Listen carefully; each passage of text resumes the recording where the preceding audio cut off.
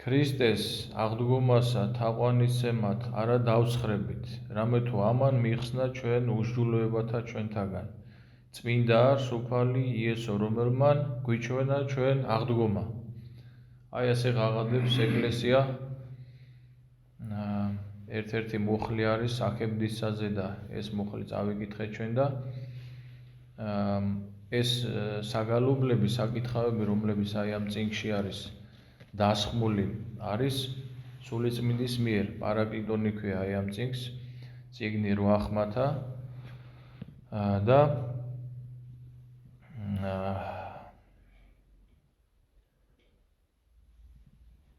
თითქოს ეკლესია რა საოცარი ორგანიზმია, თითქოს აი ისეთი მახლობელი არის. აი მაგალითად დღეს აკითხულ სახარებაში ვენელსაცხებლე დედები მიდიან და ჭობენ, რომ ვინ გარდაგვიგოროსო ჩვენო ლოდიო, დიდი ლოდი იყო საფლავთან და იხილეს და გარდაგორებულიყო ლოდიო. და ანგელოზი ეცხადება და ეუბნება, რომ განკრთე შეეშინდა და ნუ განკრთებითო იესოს ეძიებთ ნაზარეველსა აღდგაო, არა არსაკაო, წადი და უთხარითო მოციქულებსო და პეტრესო. და თითქოს მეორდება ეს ყველაფერი, აი მენელსაცხებლე დედები შემდგომ წამოვიდნენ, ახარეს მოციქულებს, მერე პეტრე და იოანე მოდიან და თვითონ აღდგომა არის თავი ჩვენი სარწმუნოების. ამიტომაც ვღაღადებთ ჩვენ, ეკლესია ღაღადებს და ჩვენ ვღაღადებთ. ქრისტეს აღდგომასა თაყვანისცემად არა დავსხრებით. ანუ არ გავჩერდებითო ჩვენო, არ დავსხრებით, რომ ქრისტეს აღდგომის თაყვანისცემადო. ჩვენი კვირას, ესე იგი შაბათ-კვირის წირვა-ლოცვა რაც არის, სწორედ ეს არის. ქრისტეს აღდგომის თაყვანისცემა არის.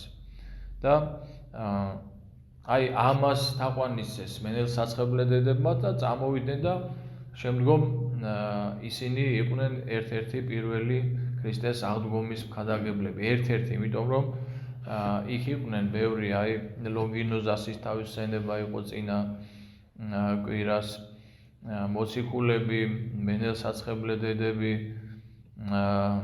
და ერთ-ერთი პირველები იყვნენ მენელსაცხებლე დედები. ქრისტეს აღდგომა თვითონ ისეთი არის, რომ თუკი ოდნავ შეეხო ადამიანის გულს, აი ამიტომ არის, რომ როცა ეკლესიაში მოსულ ერს და მრევლს,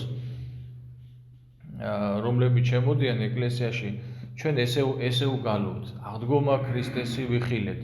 და ეს არის ყოველი აღდგომის სახარების საკითხვის შემდგომ. ყოველთვის არის, აი თქვენ როცა მოხვალთ ლოცვაზე, ამ ლოცვის გარეშე არ არის, ყოველთვის კითხულობ. სახარება იკითხება ჯერ აღდგომის და მერე ყოველთვის იკითხება აღდგომა ქრისტესი ვიხილეთ.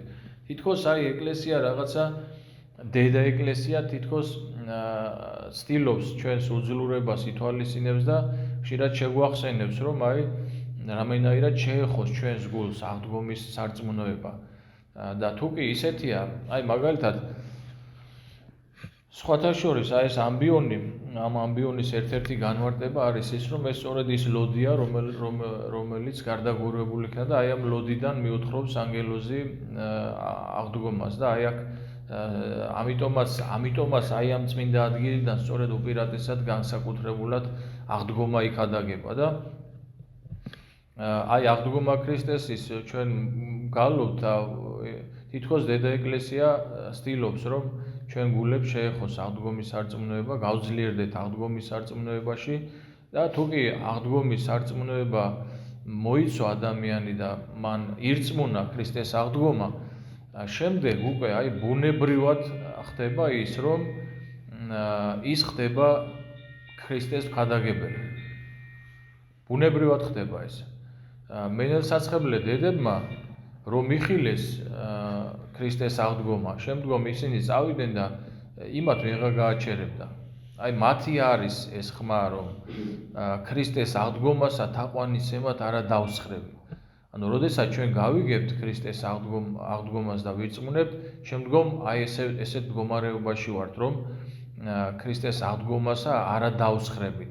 რატომ? იმიტომ რომ რამე თუ ამან მიხსნა ჩვენ უსჯულოებათა ჩვენთაგან. აი ქრისტემ რა დაამარცხა ჯვარზე? სოდვა, სიკვდილი და ჯოჯოხეთი, ხო? მანამდე ყველა უსჯულოებაში ვიყავით ადამიანები. ეხაც უსჯულოებაში ვართ, მაგრამ ქრისტეს აღდგომის სარწმუნოება გვიხსნის ჩვენ.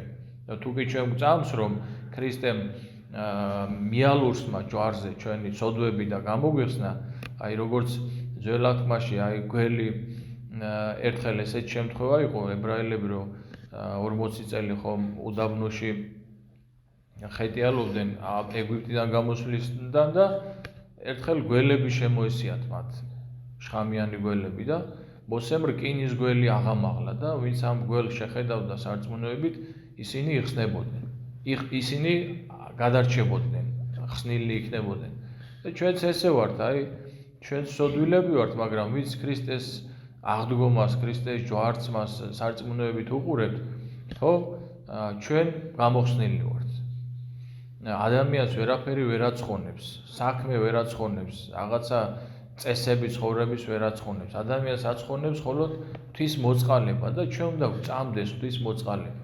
თუ ჩვენ გვწამს ღვთის მოწყალება და გვაქვს სინანული, როგორც აი დღეს ვაღადებთ, რამე თუ ამან მიხსნა ჩვენ უსჯულოებათა ჩვენთაგან, ხომ? რაც არ უნდა ცოდვები გქონდეს და რაც არ უნდა უსჯულოება იყოს, თუ გვწამს ქრისტეს აღდგომა და ის რასაც ქადაგებს ეკლესია პირველ რიგში რას ქადაგებს ეკლესია სინანულს ქადაგებს ხო თუ კი ასე ვცხოვრობ სინანულით უფალი აუცილებლად გამოგვიხსნის ჩვენ მიალურსმა ჯვარზე ცოდვები დაამარცხა სიკვდილი დაამარცხა ჯოჯოხეთი და ჩვენს გამოგვიხსნის შეგვინდობს ცოდვებს გამოგვიხსნის სიკვდილისაგან და ჩვენ გავიმარჯვებთ ჯოჯოხეთზე ამინ